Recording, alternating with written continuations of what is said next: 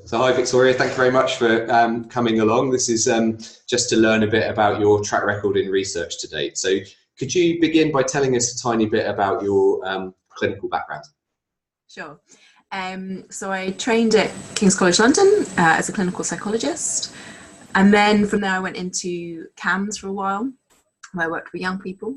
And I guess it's at that point where I thought actually maybe I would like to go back into research, because I really felt that we needed some more evidence-based interventions to intervene a bit earlier to try and change some of those trajectories that the young people were on. And so from there I got a clinical research job, so it was called a research clinical psychologist. Then I got 1 year BRC funding, and then I was lucky enough to get my NIHR fellowship. Can you say a bit about what BRC funding is? Sure, sorry.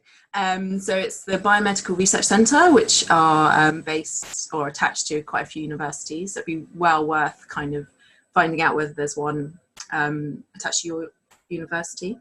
And so it was a 1 year fellowship where I had to do some research, but also was allowed to do 20% clinical work, and with the aim really of developing a funding application for the NIHR. Okay, great. So you're currently on a NIHR kind of PhD fellowship. How are you finding it? I love it. Yeah.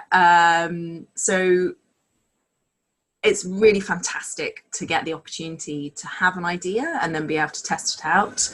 I think it's a great privilege to be given that sort of time and space to think things through, to come up with something quite novel and quite new, and then be able to work out whether it works or not. It is really challenging, so you have to work hard and you have to work very independently, which is quite different from clinical work. So you don't, well, certainly I don't have quite so much of a team around me in terms of people I see every day, but I have a wonderful kind of research network around me. So I love it, but it is hard work. Okay. So have you got any tips for people who are looking to begin to get research funding about how to land it? Yeah. So I think number one would be talking to loads of people. So for me, that meant a few groups. So there was talking to young people with depression. And I did that very early on to really work out whether my ideas had legs or not, but also work out where in the kind of journey through the NHS they would want to receive an intervention and what that would look like.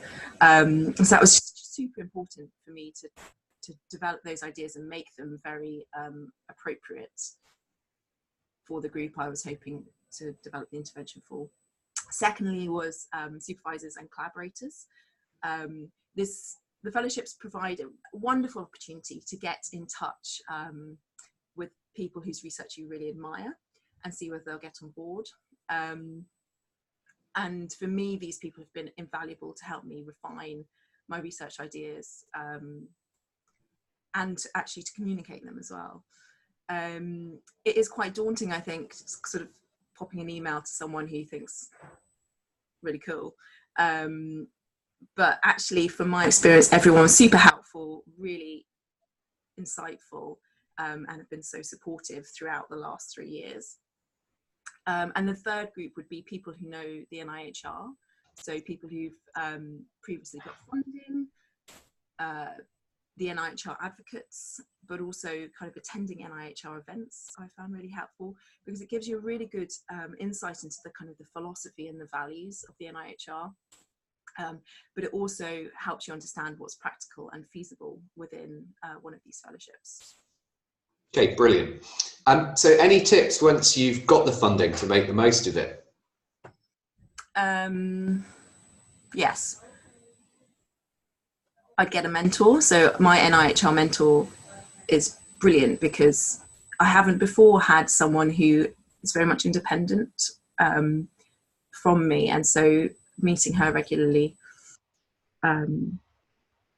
has been great to kind of keep me on track, but also to think about things that I might need to in the future. The fellowships are brilliant as well in terms of you get they're really generous with training. So you get it's a great opportunity to cost in training courses that you want to go on and then to make the most of that. And similarly, kind of talking to people and going to conferences is really valuable. I guess the brilliant but challenging thing about the NIHR fellowships is that by the time you've actually got the fellowship, you've got a fairly good idea of what you need to do because your application form is so detailed. So for me, this was great because it meant I could get up and running very quickly.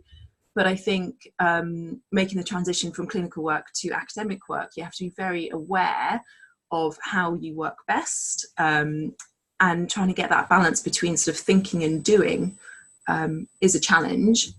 For me anyway, it was. And so for me, again, kind of having collaborators and supervisors who were really interested in the work was brilliant, because then I could kind of make sure that I was thinking things through really carefully as well.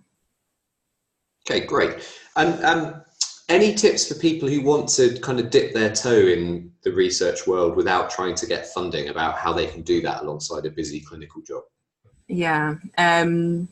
So I guess there's lots of ways you can do sort of smaller projects. So things like audits, you could do a systematic review. That's quite time consuming though. But you might want to do something like that anyway, given that if you want to write an application.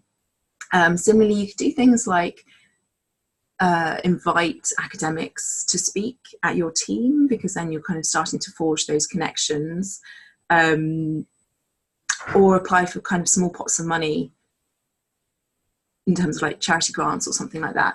I think if I was back in clinical work at the moment, I was thinking about how do I keep research active. I think what I would do is try to make links with academics and come up with a project together that was sort of able to be embedded within my everyday clinical practice as well.